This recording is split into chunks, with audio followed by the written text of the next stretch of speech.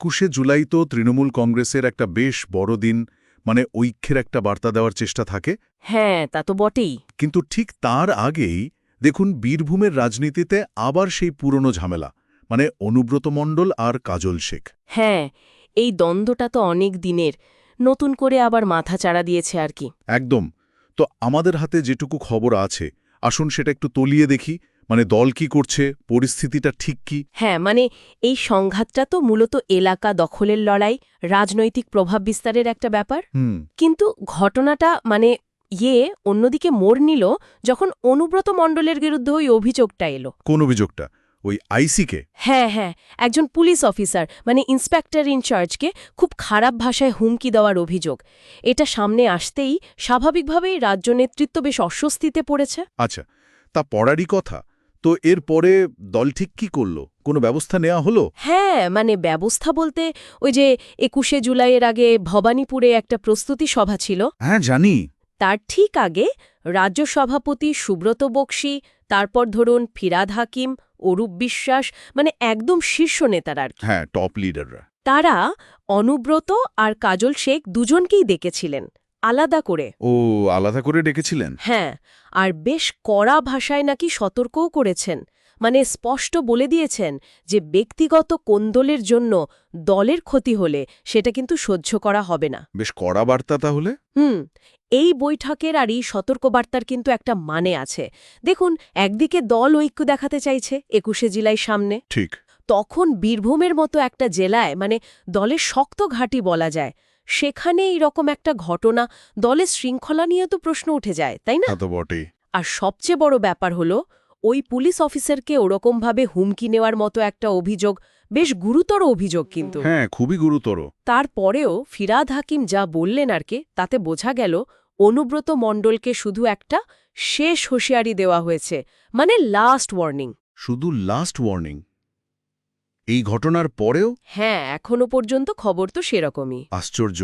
আচ্ছা, এই হুঁশিয়ারি পাওয়ার পরেও তো অনুব্রত মণ্ডল কলকাতা এলেন, ওই প্রস্তুতি মিটিংয়ে যোগ দিলেন। হ্যাঁ, যোগ দিয়েছেন। এমনকি মিটিংয়ের আগে নৈহাটির মন্দিরে পুজোও দিয়েছেন দেখলাম। ও, আর মিটিংয়ে নাকি বলেছেন যে তিনি লজ্জিত ওই আইসিকে যা বলেছেন তার জন্য। হ্যাঁ, সেরকমই শোনা যাচ্ছে। বলেছেন নাকি তিনি লজ্জিত, কিন্তু কিন্তু তাতে কি চিড়ে ভিজল? মানে প্রশ্নটা তো থেকেই যাচ্ছে। একদম এই লজ্জিত বলার পরেও প্রশ্নটা হলো, একজন সরকারি অফিসারকে, একজন পুলিশ অফিসারকে পাবলিকলি এরকম বলার পরেও শুধু শেষ হুঁশিয়ারি, এটা কি যথেষ্ট? সেটাই তো আমারও প্রশ্ন। দেখুন না, ফিরহাদ হাকিম যদিও একটু অন্য লাইনে ব্যাখ্যা দেওয়ার চেষ্টা করেছেন। অতীতে অন্য দলের নেতারাও নাকি এরকম বলেছেন, সেই সব উদাহরণ টেনেছেন আর কি। ও, মানে বিষয়টাকে একটু লঘু করার চেষ্টা। হয়তো, কিন্তু রাজনৈতিক যারা বিশ্লেষক তাদের বেশিরভাগই কিন্তু অন্য কথা বলছেন। কি বলছেন তারা? তারা মনে করছেন অনুব্রত মণ্ডলের যে প্রভাব, শুধু ভোটের হিসেব নয়। হ্যাঁ, জেলায় তার একটা বিরাট প্রভাব তো আছেই, প্রশাসনিক স্তরেও। ঠিক তাই। তার যে দীর্ঘদিনের যোগাযোগ, তার যে ক্ষমতা, সম্ভবত সেই কারণে দল কোনো কড়া শাস্তিমূলক ব্যবস্থা নিতে একটু দ্বিধা করছে। রাজনৈতিক বাধ্যবাধকতা আর কি। কিন্তু এই মুহূর্তে, মানে ২১শে জুলাইয়ের ঠিক আগে, এর চেয়ে কড়া কোনো পদক্ষেপ নেওয়াটা কি দলের পক্ষে রাজনৈতিকভাবে খুব একটা সহজ হতো? এটাই তো $1,000,000 প্রশ্ন, তাই না? একদিকে দলের শৃঙ্খলার প্রশ্ন, নিয়মকানুনের ব্যাপার, আর অন্যদিকে ভোটের অঙ্ক, স্থানীয় নেতার প্রভাব, দুটোকে ব্যালেন্স করাটা বেশ কঠিন। তা ঠিক। সুদীপ বন্দ্যোপাধ্যায় অবশ্য দাওয়া করছেন যে সব বিবাদ মিটে গেছে। হ্যাঁ, বলছেন তো বীরভূম থেকে নাকি রেকর্ড ভিড় হবে ২১শে জুলাই। কিন্তু বিশ্লেষকরা কি বলছেন? এটা কি সত্যিই মিটে যাওয়ার মতো?